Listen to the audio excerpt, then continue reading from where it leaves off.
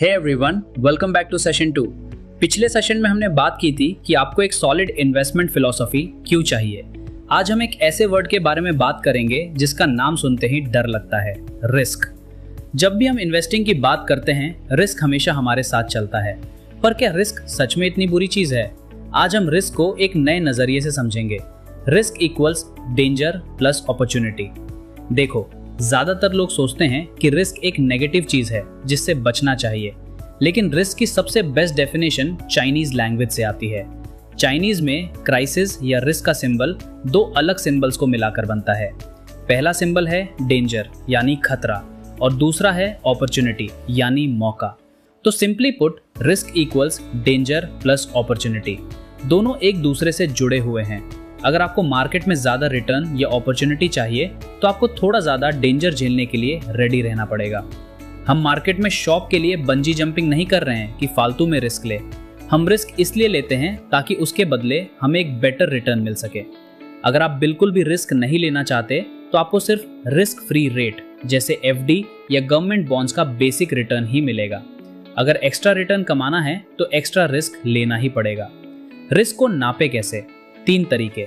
Investing में risk को देखने के अलग अलग डायमेंशंस होते हैं। चलो इनको सिंपल लैंग्वेज में समझते हैं। पहला, price risk versus cash flow risk. Price risk, इसका मतलब है कि आपके शेयर का प्राइस कितना ऊपर नीचे यानी जिग एंड जैग्स हो रहा है।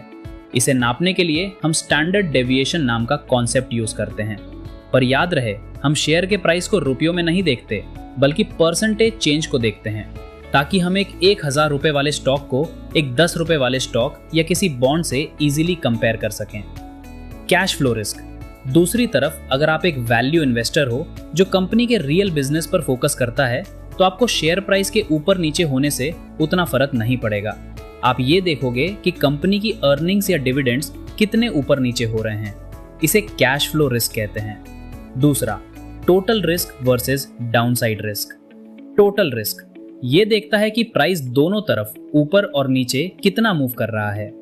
डाउनसाइड रिस्क, अब सच बताओ, जब आपके शेयर का प्राइस रातों रात डबल हो जाता है तो क्या आपको नींद नहीं आती? नहीं ना। डर तब लगता है जब प्राइस गिरता है।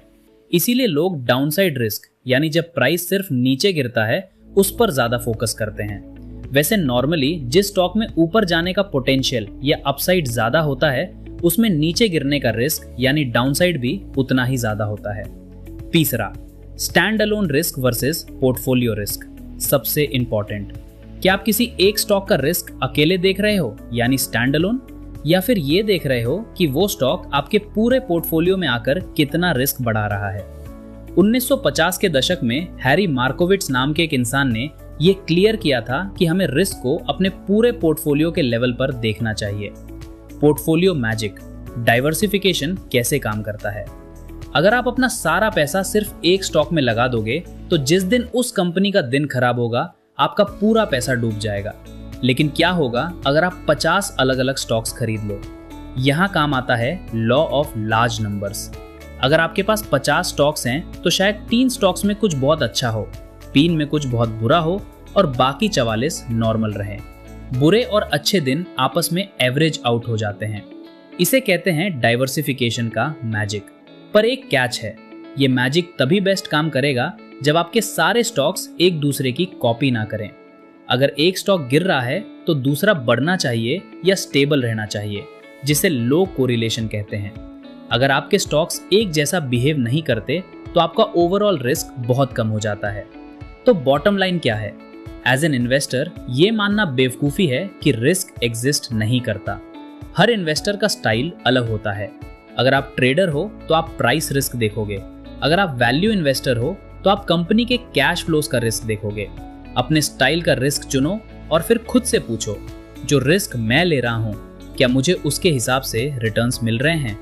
अगर आपका जवाब नहीं है तो शायद आपको अपनी इन्वेस्टिंग को ऑटो पायलट पर डाल देना चाहिए। अगले सेशन में हम इन्हीं रिस्क्स को स्टॉक्स और बॉन्ड्स के अंदर डिटेल में मेजर करना सीखेंगे। वीडियो अच्छी लगी तो लाइक और सब्सक्राइब जरूर करना। मिलते हैं थर्ड सेशन में।